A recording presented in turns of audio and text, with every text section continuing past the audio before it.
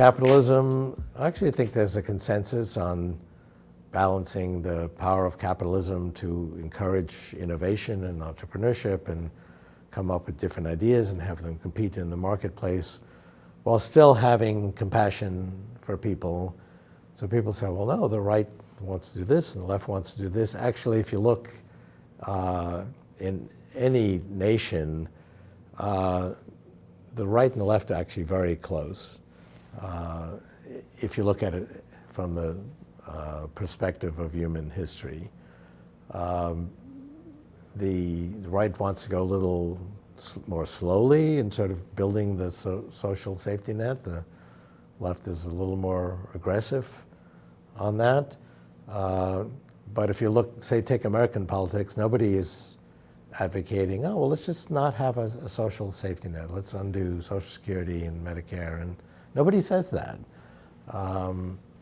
And if you look at the broad movement, we're moving more towards building a more comprehensive social safety net. And one of the reasons for that is we can afford it, because one of the great movements in human history, and I believe it's fueled by information technology, is greater wealth. The average wage today is 11 times greater per hour than it was a century ago in the United States and Europe. So we had no social safety net at all until 1930s in the United States when Social Security was put in place. Was that because people just weren't liberal enough and we hadn't learned the value of these liberal programs? No, it's just there wasn't the money to do it. Now, you know, Social Security is very basic. If you look at the social safety net that's in place now, it's very complex. It's certainly not perfect.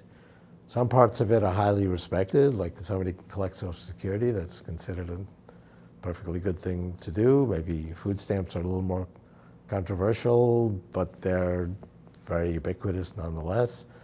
And so left and right and other political movements disagree on the details of this, but if you really look at it from the broad perspective of history, we're moving in that direction of enforcing entrepreneurship so that we have the new ideas that fuel progress while taking care of people. Certainly in the developed countries, they don't want people just starving on the streets. And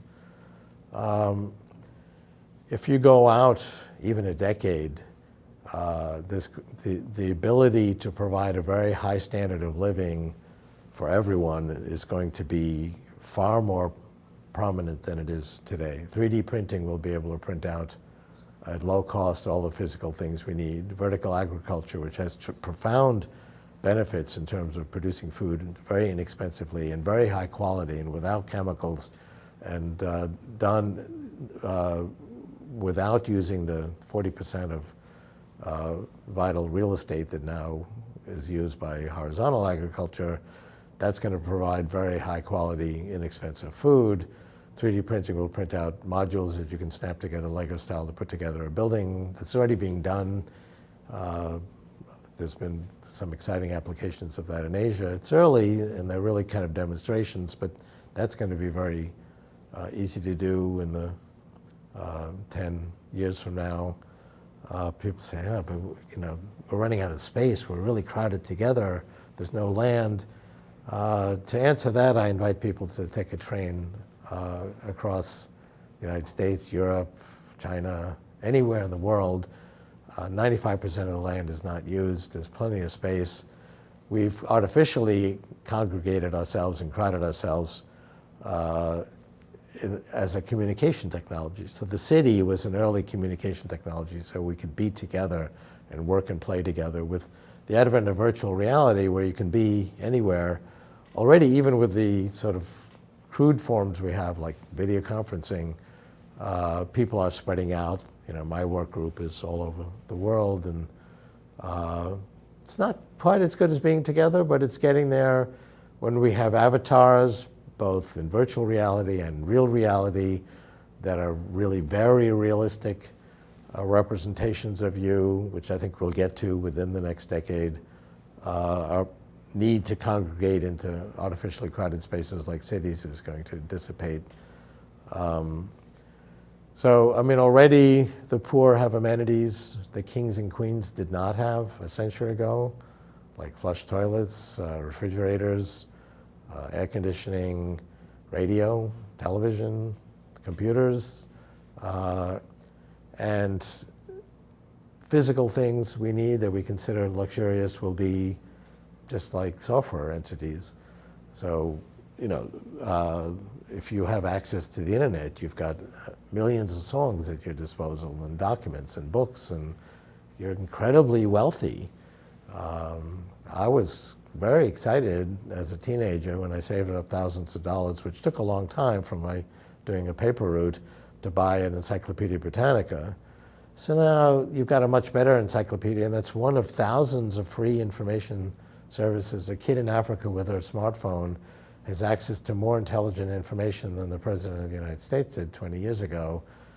And so people say, yeah, it's true, it's amazing, you know, in the information world, but you can't eat information technology, you can't wear it, you can't live in it. Well, all that's going to change as well. We'll print out clothing too with 3D printers, and it's going to meet our physical needs.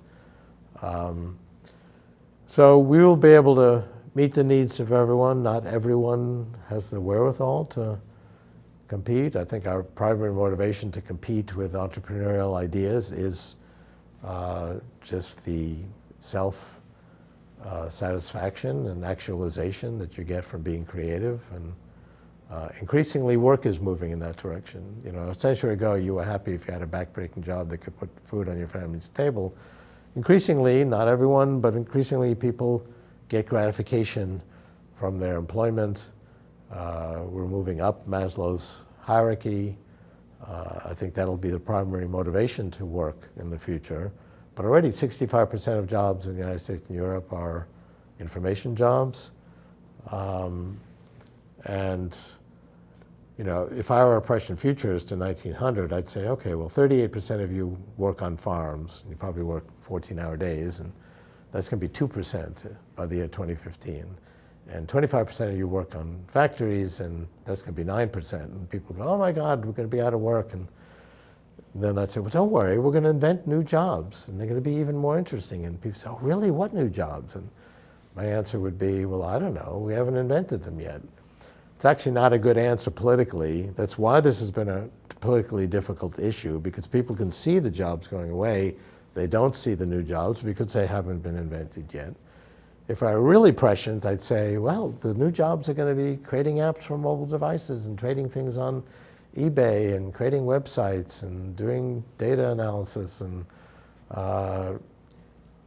I'd also say that 20% of the workforce is going to be studying art and music and poetry and astronomy, which is what happened. We had 52,000 college students in the United States at the end of the 19th century. We have 20 million today, 10 million who service them as faculty and staff. That's 30 million people. That's 20% of the American workforce. And they're studying poetry and art and music and astronomy. And it's considered a worthwhile thing to do. So we are moving towards being creative as the new work.